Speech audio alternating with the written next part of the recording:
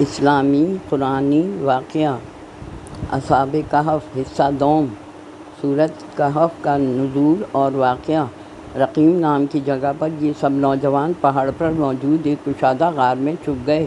کہف عربی زبان میں وسیع غار کو کہتے ہیں۔ پھر انہوں نے اللہ سے اپنی کامیابی اور رحمت کے لیے دعا مانگی۔ اللہ نے اپنی قدرت سے ان نوجوانوں پر نیند طاری کر دی۔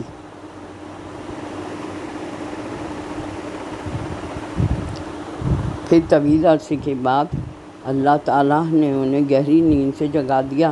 انہیں معلوم ہی نہ ہوا کہ کتنی دیر سوتے رہے، شاید ایک دن یا اس سے کم، جبکہ وہ اللہ کے حکم سے 309 سال تک سوتے رہے تھے۔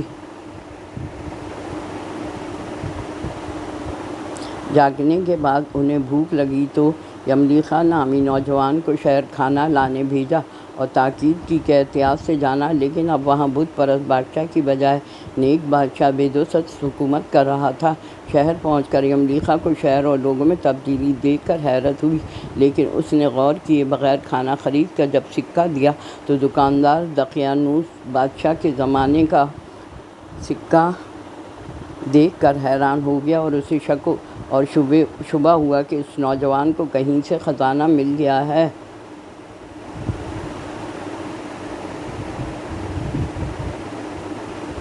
لوگوں سے یہ بات پھیل کر بادشاہ تک پہنچی اور یملیخا کو بدوست کے دربار میں پیش کر دیا گیا۔ وہ سمجھا کہ اس کی جان خطرے میں پڑ گئی ہے، لیکن بادشاہ نے کہا وہ محفوظ ہے اور کفر و شرک کی حکومت مٹ چکی ہے۔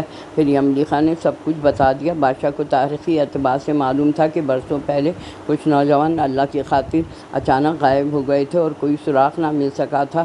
بدوست سمجھ گیا کہ یقیناً یہی وہ نوجوان ہیں جن کی داستانیں پرانے زمانے کے لوگ سنایا کرتے تھے۔ اس زمانے میں بھی یہ بحث ہو رہی تھی کہ مرنے کے بعد انسان دوبارہ کیسے زندہ ہوگا، لیکن اللہ نے اس عقیدے کو سچا ثابت کرنے کے لیے اصحاب کہف کو مثال بنا کر پیش کر دیا۔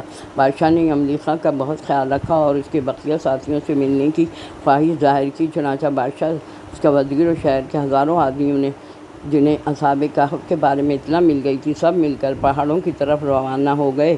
جب اصحاب کہف نے یملیخا کے ساتھ اتنے سارے لوگوں کو آتے دیکھا تو یہ سمجھے کہ ظالم بادشاہ اور درباری ہمیں پکڑنے آ رہے ہیں۔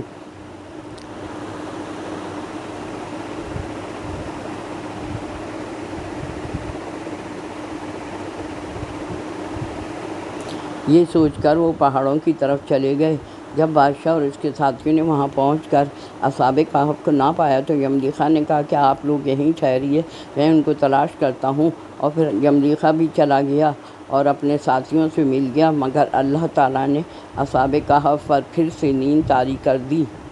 جب بادشاہ اور اس کے لوگ اصحاب کہف کو تلاش نہ کر سکے تو حکومت اور لوگوں نے یادگار کے طور پر اس جگہ مسجد تعمیر کر دی۔ قرآن مجید میں ذکر ہے، ہم نے اس طرح لوگوں کو ان کے حال سے آگاہ کر دیا کہ وہ جان لیں کہ اللہ کا وعدہ سچا ہے اور قیامت کے آنے میں کوئی شبہ نہیں۔ وہ لوگ آپس میں جھگڑتے رہے تھے کہ اس غار پر کوئی عمارت بنا دی جائے۔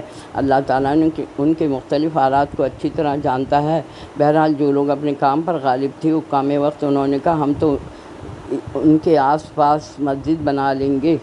سورہ کہف۔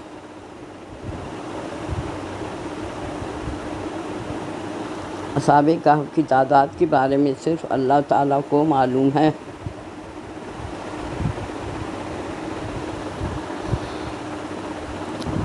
اسلامی قرآنی واقعہ اصحاب کہف حصہ اول۔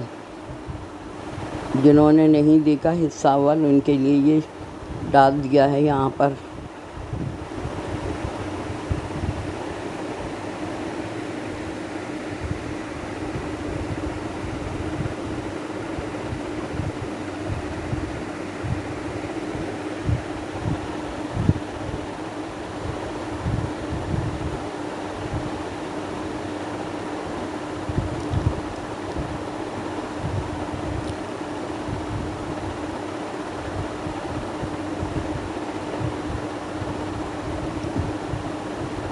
حصہ اول کل ڈالا تھا۔